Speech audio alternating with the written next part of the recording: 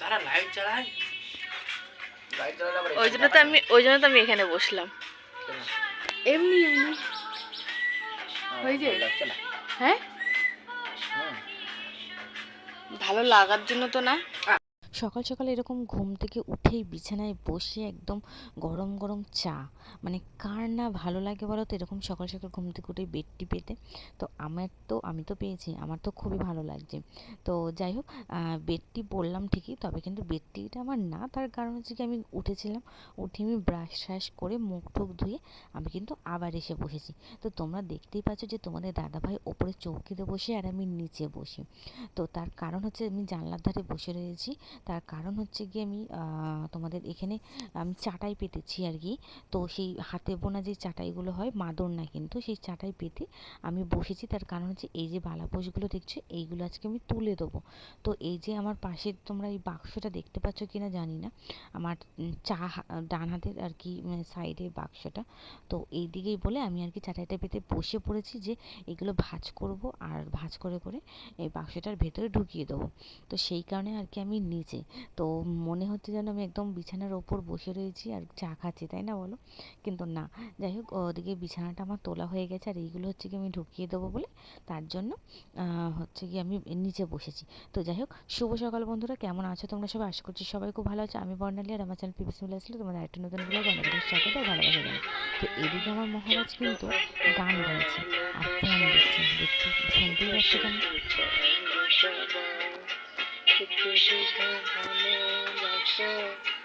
এটাই যেন পাই গো সবাই, ছোট্ট একটা ভালোবাসা।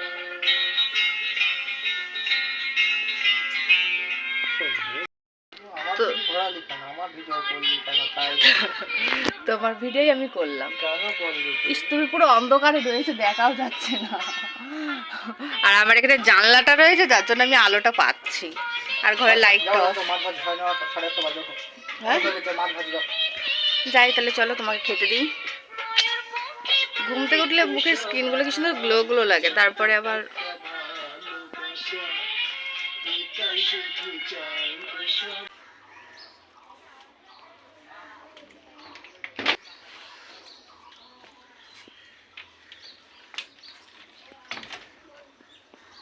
তো আমি এখন স্নান করে পুরো রেডি হয়ে গেছি, দেখতেই পাচ্ছ। তার কারণ হচ্ছে কি, মাসির বাড়ি যাব, মাসি শাশুড়ির বাড়ির নিমন্ত্রণ আছে আজকে, তোমাদের ভীম একাদশী। তো সেই কারণে আর কি অনেক কিছু মানুষজন খাওয়াতে হয়। তো সেই জন্যই মাসিরা নিমন্ত্রণ করে গেছে কালকে রাতে। মা আগেই চলে গেছে স্নান করে, আমি একটু দেরিতে যাচ্ছিলাম, কারণ এদিকে ঘরের কাজগুলো গুছিয়ে তোমাদের দাদাভাই তার উপর কাজে গেছে, ওকে খেতে মেতে দিয়ে একেবারে স্নান দান করে যাচ্ছি। তার কারণ যাতে আর মানে সমস্যা না হয়, পরে এসে আবার স্নান করো, কারণ পুজোর কাজবাজ যদি করতে হয়, ওই জন্য একবার স্নান দান করেই আমি যাচ্ছি। তো তোমাদের দাদাভাই একবারে কাজের থেকে এসে, মানে দুপুরবেলা এসে ওখানে সোজা চলে যাবে ডাইরেক্ট খেতে। আর আমাদের বেশি দূর না মাসি শ্বশুর বাড়িতে, পাশে বলতে একটুখানি সামান্য একটু হেঁটে গেলে মাসি শ্বশুর বাড়ি। তো যারা আমার ভিডিও দেখো আর কি, তারা জানো অবশ্যই। তো এদিকে আজকে হচ্ছে গিয়ে মানে কালকে রাতে আমাদের এখানে বৃষ্টি হয়েছে, কালকে রাতে প্রচণ্ড পরিমাণে বৃষ্টি হয়েছে। সেই জন্য উঠোনটা কেমন একটা হয়ে গেছিলো, মানে পুরো গোবর দেওয়া উঠোনটা আমার নষ্ট হয়ে গেছিলো। সকালবেলা উঠে দেখলাম আবার রোদ দিচ্ছে, তো সেই কারণে আবার দেখো আমি দাঁড়াও। তো ওই জন্য আমি আবার কি করেছি, এই জায়গাগুলো আবার পুরো ভালো করে আবার গোবর টোবর দিয়েছি, ঘর বারান্দা ঠান্ডা সব গোবর দিয়েছি। তো দেখতেই পাচ্ছ, কাজের মধ্যে সব কাজ হয়ে গেছে, শুধু পুজোটা দিইনি। পুজোটাও দিয়ে দেবে পল্লবী, মানে আমার ননদ পুজো দিয়ে দেবে, ওকে বলে দিয়েছে পুজো দিতে, ও যাবে একটু পরে। তো সেই কারণে ও পুজোটা পরে দিয়ে দেবে। তো যাই হোক, চলো, অনেকটা দেরি হয়ে গেছে। এখন বাজে ঘড়ির কাঁটায় 1 মিনিট আরও, এখন বাজে ঘড়ির কাঁটায় 10টা 50, এই তো 9টা 50, মানে 10টা বাজতে আর কি 10 মিনিট বাকি। তো যাই হোক, চলো যাই, ওখানে যে একটু তরি তরকারি কাটা মাটা এগুলো করতে হবে আর কি। তো চলো। আমি চলে এসেছি মাসির শ্বশুর বাড়ি, সোজা তরি তরকারি কাটতে একটু বসে গেছিলাম, যার কারণে ভিডিও করা হয়নি এসে পরে। তো এখানে এসে দেখি মাসি রান্না মানে তাড়াতাড়ি করে বসিয়ে দিয়েছে।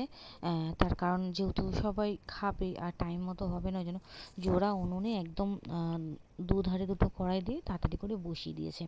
তো এখানে আমার ননদ এসেছিলো, মানে মামা শ্বশুরের মেয়ে, যার বিয়ের ব্লগ তোমরা দেখেছো। তো সে এসেছে, আর আমার শাশুড়ি মা এসে তাড়াতাড়ি করে আর কি সব কিছু গুছিয়ে টুছিয়ে দিয়েছে। তো তাড়াতাড়ি রান্নাঘরটা বসানো হয়ে গেছে, আর আমিও এদিকে হেল্প করেছি একটু। আর এদিকে হচ্ছে কি মা সানু পনিরটা কাটবে বলে আর কি পনিরটা বার করছিল, তো তার সাথে আমিও একটু আর কি কেটে দিলাম পনিরটা সুন্দরভাবে। তো যাই হোক, তো এখন হচ্ছে কি পায়েস করা হবে, তো সেই কারণে আর কি আমি একটু চালটাকে কুলোর মধ্যে করে নিয়ে ভালো করে বেছে টেছে নিচ্ছি। বেছে টেছে নিয়ে তারপরে তোমার হচ্ছে গিয়ে চালটাকে নামিয়ে মানে একটু ঘি দিয়ে মাখিয়ে রাখবো। বুঝতেই পারছো, ঘি দিয়ে মাখিয়ে রাখবো। আর ওদিকে রান্না কিন্তু প্রায় কিন্তু হয়ে গেছে। আসলে উনুনে তো রান্না করা, যার কারণে আর কি রান্নাটা তাড়াতাড়ি হয়ে গেছে, কারণ উনুনের রান্নাটা দেখবে তাড়াতাড়ি কিন্তু হয়। তো আজকের কী কী মেনু আছে তোমাদের সাথে চলো একবার বলি। তো আজকের মেনু হচ্ছে গিয়ে শুক্তো, ডাল, বেগুন ভাজা, পাঁপড় ভাজা, পনিরের তরকারি, আর আছে তোমাদের চাটনি, পাঁপড়, মিষ্টি আর পায়েস।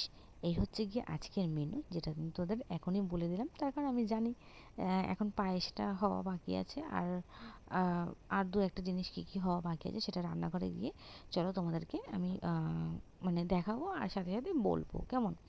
তো যাই হোক, এখানে আমি হচ্ছে কি ফটাফট করে ওটাকে মাখিয়ে নিয়ে গুছিয়ে টুছিয়ে নিলাম। আর হচ্ছে কি এদিকে আমি আমার ননদের সাথে কথা বলছি আর হাতে কিন্তু কাজ করছি। তো যাই হোক, এখানে চলে আসলাম রান্নাঘরে। একটু মাসি ডালটা বসিয়ে রেখে গেছিলো, ডাল আর চাটনি, সেটাকে আমি একটু নাড়াচাড়া করে ভালোভাবে দিচ্ছিলাম। আর উনুনে রান্না করতে কিন্তু আমার খুব ভালো লাগে, জানো তো। আমার উনুন আগে ছিল, এখন নেই, কিন্তু রান্না করতে আমার খুব ভালো লাগে। জায়গা শর্টের জন্য আর কি আমি উনুন করতে পারছি না। তবে একটা তোলা উনুন করার খুবই ইচ্ছা আছে, শখ আছে। তো দেখা যাক কবে করি। আর উনুনে রান্না করতেও আমার খুব ভালো লাগে। তো এখানে হচ্ছে কি পনিরের তরকারিটা আমি বসিয়েছি, আমি তরকারিটা করলাম পনিরের। তো এখনও পনির তরকারিটা এখনও ফুটবে।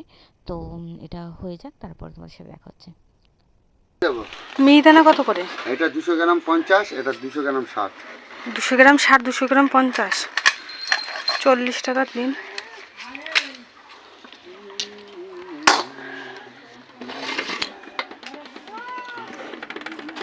দুটো মিক্স করে দেওয়া যাবে?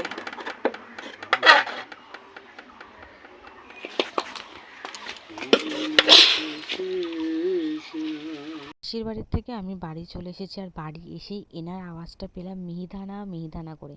তো ভাবলাম যে অনেক দিন এরকম মিহিদানা খাওয়া হয় না, তো আজকে একটুখানি আমি মিহিদানা নিই। তো তোমাদের দাদা ভাইয়েরও আসার টাইম হয়ে গেছে, তাই আমি ওনাকে বললাম এরকম এরকম দিতে, দুটো মিশিয়ে। তাই উনি কিন্তু দুটো মিশিয়ে আমাকে দিল। আর তোমাদের দাদা ভাইও আসার টাইম হয়ে গেছে, ওকেও একটু দেবো আর আমিও খাবো। আর কি ভাল লাগছে না বলো দেখতে? এটা কিন্তু রোদ্রের জন্য আরও বেশি লাল টকটক করছে। তো অনেক দিন বাদে খাচ্ছি।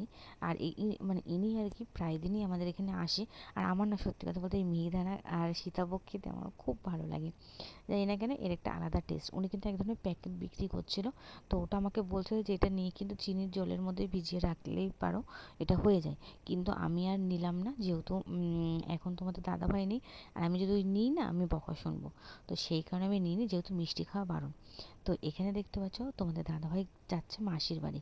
তোমাদের দাদাভাই স্নান কিন্তু হয়ে গেছে, ও কাজের থেকে সোজা চলে এসছে আর কি মাসির বাড়ি খেতে, আর সাথে আমিও কিন্তু যাচ্ছি।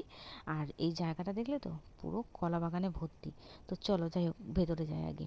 তো এখানে এসে দেখছি অলরেডি খেতে বসে গেছে সবাই, দেখতেই পাচ্ছ তোমরা। হ্যাঁ, আমিও একটু দেয়া থাওয়া করেছি, দেয়া থাওয়া করে নিয়ে তা না। আর তোমাদের দাদাভাই খেয়ে কিন্তু চলে গেছে কাজে। আর এখানে হচ্ছে গিয়ে এই যে মাসি বসে সব আর কি থালায় গুছিয়ে দিচ্ছে, আর হচ্ছে গিয়ে তোমার আমি দিয়ে দিচ্ছি। তো এখানে সোলার প্লেটে ছিল, কিন্তু মাসি বলছে না, থালাগুলো কী হবে, এখন যে কোনো অনুষ্ঠানেই সোলার প্লেট ব্যবহার করা হয়। তো আজকে আমি সবাইকে থালাতেই দেবো খেতে।